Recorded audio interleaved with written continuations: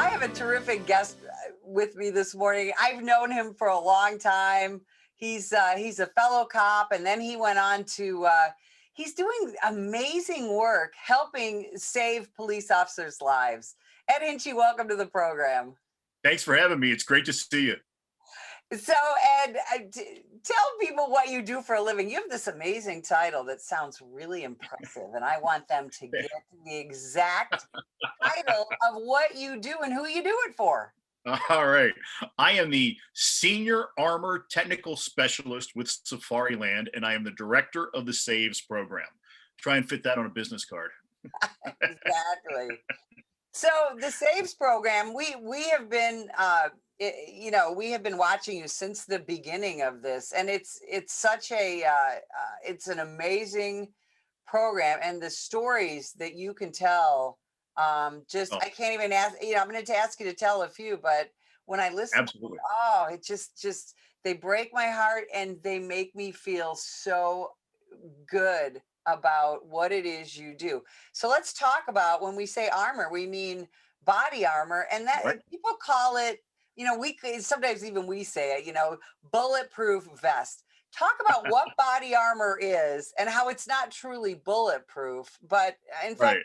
start by talking about the evolution of body armor. I remember my first piece of body armor. It weighed about half of what I did at the Oh, time. yeah. Yeah. It was basically two squares on the front with some elastic on the sides. It was like a horse blanket. I get you. I remember those. Happy to have them, but boy, we've come a long way.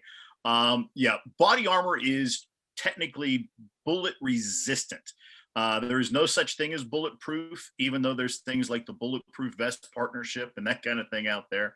It is just bullet resistant.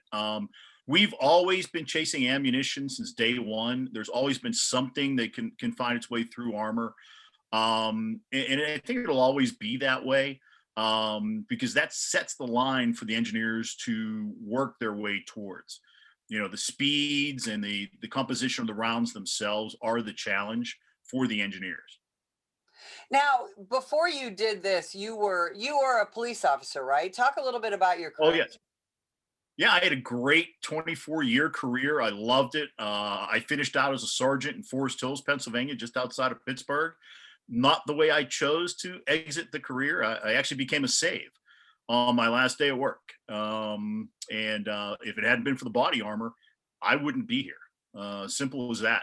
And I took 2 rounds to the chest. I took one through the hip, and my armor did exactly what it was supposed to do, and kept me alive. And that's when Safariland welcomed me into the Saves Club. And when it turned out I couldn't go back to work, they gave me a job. I love that. And Yeah, tough interview process, but that's what right, happens. right. What number save were you? I'm saved 941. Now, talk about the significance of that, because I have met some of your saves, who they have it tattooed on them. They have, Oh, oh yeah, oh my it's a gosh, big I day. mean, just what save you are is incredibly meaningful. Will you talk about that a little bit? Absolutely. I truly have the best job in the company, and I've told the founder that. I've told the current president that. I'm lucky enough to receive the phone calls from the agencies shortly after the critical incident takes place, and they reach out to us, A, to thank us, and B, to get new armor out to their officers so they can return to duty.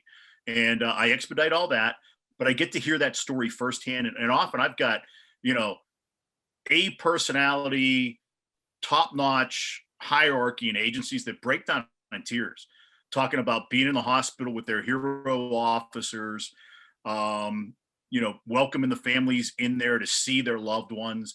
And it's a whole different thing to know that they're going to come home from the hospital okay than to have to take them down to Washington, D.C. in May and see a name engraved on that wall in Judiciary Square. And that's the truly what we do. Our Safariland logo is "Together We Save Lives," and this is what brings the whole thing together. It is our supply partners that give us the materials that our engineers put into the body armor, that perform exactly like it's supposed to each and every time. It's our folks on the plant floor that stitch them together and know what they're sending out the door and who they're sending it to. Um, It's the agency's selection process that brings in officers that'll do exactly the right thing during those critical incidents, that train them to have the tools to survive and get the job done. And then also, once they're home, I get to reach out and work with them there to see where their head's at, see if there's anything they might need that we can help with. I've often flown in and worked with them in person. My company backs that 100%. They love us doing that.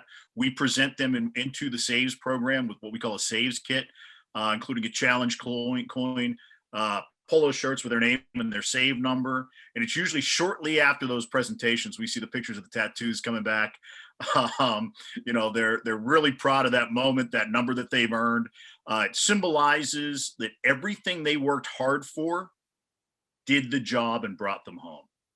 Ed, when you talk about those saves, when that officer, takes that round or is in that crash and they are physically saved, that's not the end, right? That's actually the beginning of this whole saves process, isn't it? That's true. I will tell you, as a save and having worked with over 1,000 saves, um, it can happen, but the reality of it happening is different. You've prepared for it mentally. You've gone to training. You've gone to some aftermarket training. Good mindset training. I can talk about the training I received from certain people that got me my combat breathing, that got me through my incident. I thought through all of that, and it kicked in. You respond to the level of your training, and nobody really kind of drills in what happens when you get home. What happens when your 9-year-old child asks you, Daddy, did you have to kill somebody? And, those are tough things to walk through. Your wife comes home from work and she's being treated differently. All that stuff needs addressed. But most importantly, most of our saves are going to put the uniform back on and go right back to the front lines because they're heroes. And, the ones that don't almost always find a way into the support groups. Where they become dispatchers, trainers, folks like me. They go out and work with the body armor groups. So it's not just bullets that body armor is able to slow down or stop, right? Some of your saves have been involved in other incidents. Let's talk about that. How many saves do you have that an edged weapon has been stopped? Right. It's edge weapon is the number 2 grouping in saves. It's still much less than ballistic saves, but they're out there. We get 2 to 3 a year domestically, but we get another 4 or 5 internationally. Our international armor is actually designed as a hybrid, which is both ballistic and spike and stab rated armor, because often their threats are the edged weapons. So that's one of the things we have to address on the international grouping. Here in the United States, we do get 2 to 3 good edge weapon saves, and these are guys that are up against box cutters or Bowie knives. It can be, any type of edge weapon that, it can be a tool from a utility bench, often a kitchen knife, anything that's close to hand in a household. And then the third category of saves are major crashes. We'll get that officer driving down the highway and the DUI crosses the center line and takes them head on. They'll airbag will deploy, they'll spin off that initial hit, but then they're going to crash into a tree or a telephone pole. The airbags are no longer there. Their chest takes the impact on the steering wheel, or often have to cut out of the cars, everything else. And the doctors treat them for the broken bones on their extremities. They're always amazed that their torso is intact. And the credit is always to the body armor at that point. So to become a save from a crash, we actually do need a letter from the hospital, from the doctors that treated him, stating it was the armor that reduced the serious bodily injury or chance at death. Now, when we talk about armor, we call it body armor, but it's not just on an officer's body, right? There's so many other uses for it. Oh, yeah. How Right. else do you guys employ that technology to help save cops' lives? Sure. That moves into the hard armor category, where we're using shields, the helmets, and of course the plates, which are still worn, but they're on the outside. We up armor vehicles. We up armor structures. All that is within, what we do at Safariland. I'm sure that civilians won't even realize that they've walked through buildings where the actual booth where those guards are is bullet resistant. It's a bullet resistant structure, and it can actually be closed down with its own air and everything else, so that if something is launched from the outside, something that's effective, like a gas type thing, they're good for 24 hours inside that booth. Wow, So that's it's extraordinary. pretty amazing. Yeah, and we do the cars. We'll up armor the doors. There are certain windows we'll up armor. You'll see those more in Bearcats, those type of things. But again, the you start to run into a challenge with weight and cost when you start to do vehicles, when you start to do more than just standard body armor. Well, and I want to talk about that because I get asked a lot by civilians, by the media, why isn't every police car in the country absolutely bulletproof? Why Yeah. not? Yeah, it would be wonderful to do that. The cost is extraordinary to make a vehicle bulletproof and blast proof. It also adds to the reduced gas mileage. So the cost of the vehicle's maintenance goes through the roof. To access something as simple as the window mechanism, if something happens to it, it's not just a tech pulling a panel off the door and fixing a part. It's got to go back to the factory. So a lot of challenges to bulletproof a vehicle. And on that, when we talk about funding, police departments are, in fact, that's a huge issue right now. There's lots of Good. talk about defunding the police, and a big part of that is equipment, right? Even just the personal Right. body armor that a police officer wears, it's not cheap, is it? And Not at all. why isn't it cheap? Because a lot of engineering goes into that. Is that correct? Absolutely. And the life of body armor standard is 5 years. Body armor is mostly a woven type material. It is uh, influenced by how it's cared for. So you have to take the hardest charging officers, say your canine officers, your guys on SWAT, your patrol officers that are out on the foot that are getting soaked with rain, frozen in the snow, sweating into it in the heat. And again, it's moving back and forth. It's only got a limited lifespan. There's a degradation curve that's in body armor that's recognized, and we have to build to that because armor is tested by the NIJ, what they call condition testing. So they take new panels and they put them in industrial tumblers.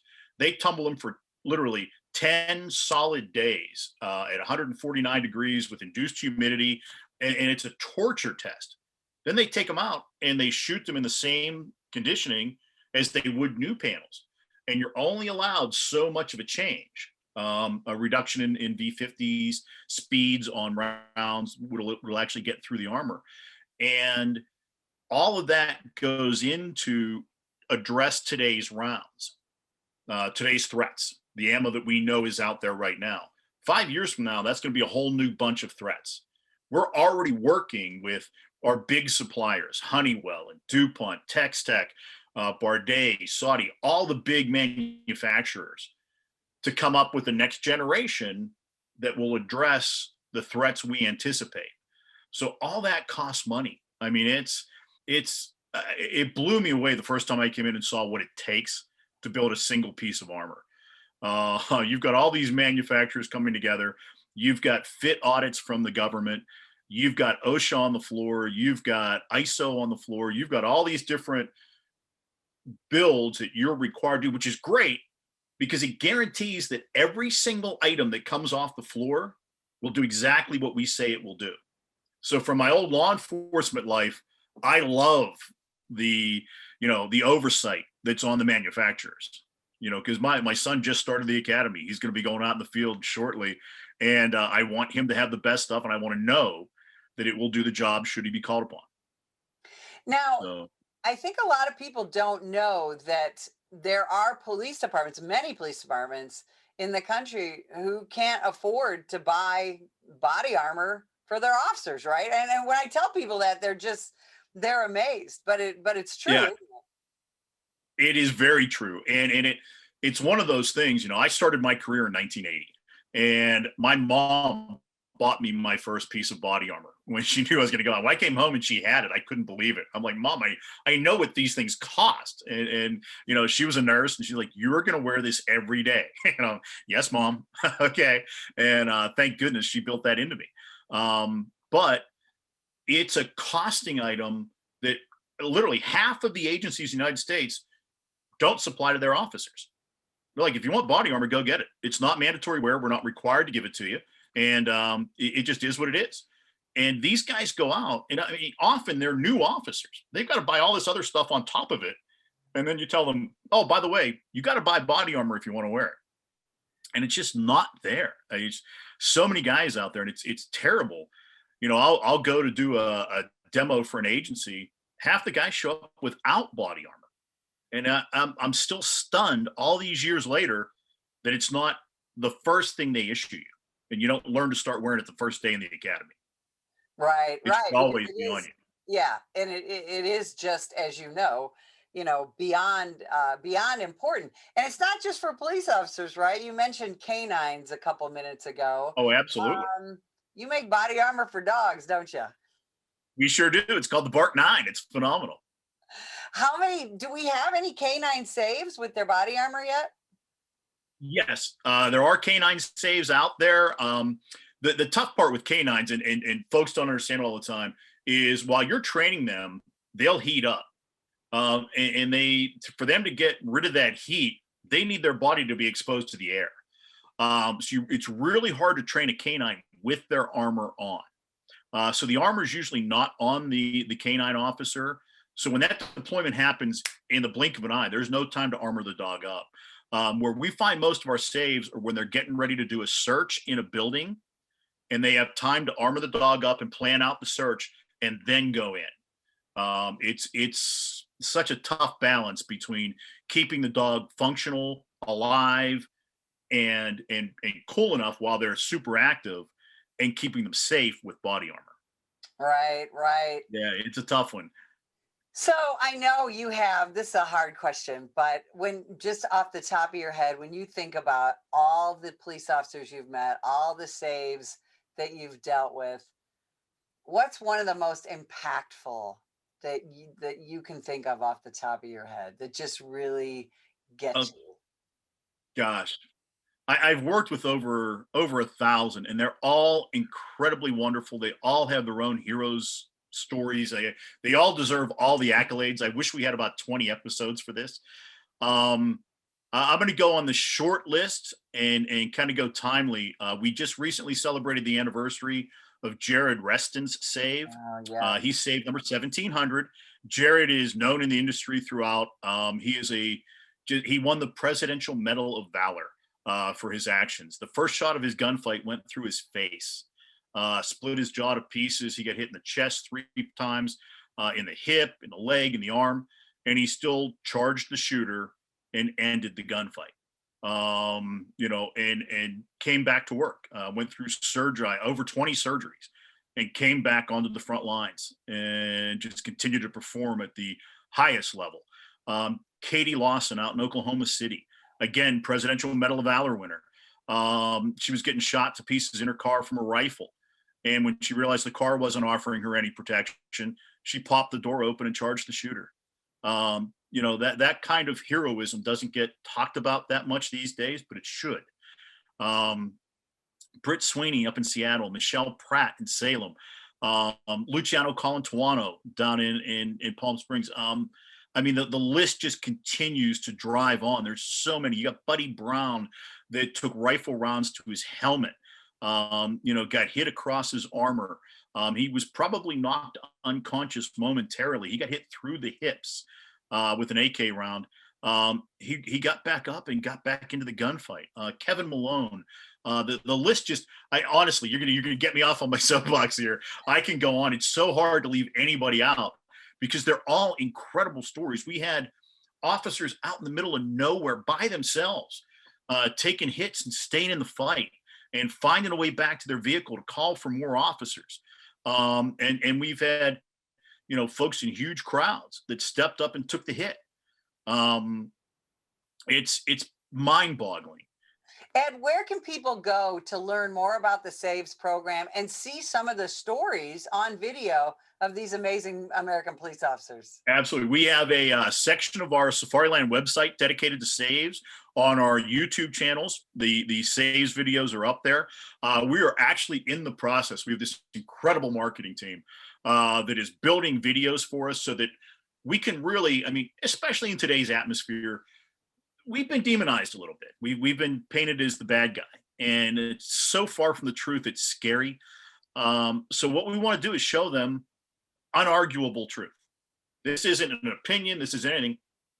This is what happened. You know, and it's a lot of it has body cam video these days, which is great for law enforcement because you can't challenge. You can't say, "Oh, he probably did this." Here it is. You know, Michelle Pratt was walking up to a domestic in a vehicle. She was just trying to help, and the guy opened fire and was shooting her to pieces. And you know, she was able to move back to cover. She put her own tourniquets on. She helped the initial victim even after being shot. Some of the things that went on, people need to see and hear this. You know, these are the folks who are out in the street. You know, these are ones that are leaving their family at home, kissing them goodbye, saying, I'll see you in 8, 10, 12, 16 hours, and walking out there to help strangers. Ed Hinchey, thank you so much for spending time with us today. And if you would like more information about the National Police Association, visit us at nationalpolice.org.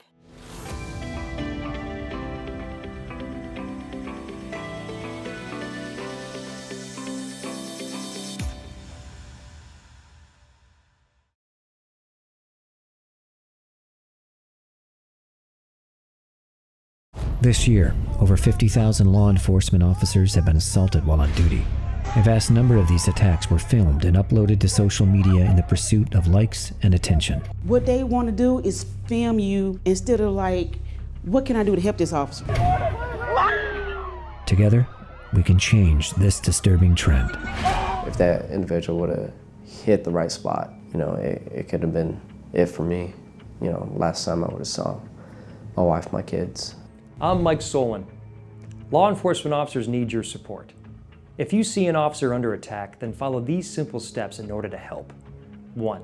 Call 911 and give the officer's exact location. 2. Ask the officer if you can assist. If the officer accepts, then do whatever you can do to safely help. 3. If the officer declines, then start filming and be a good witness. It's time to stop filming and start helping.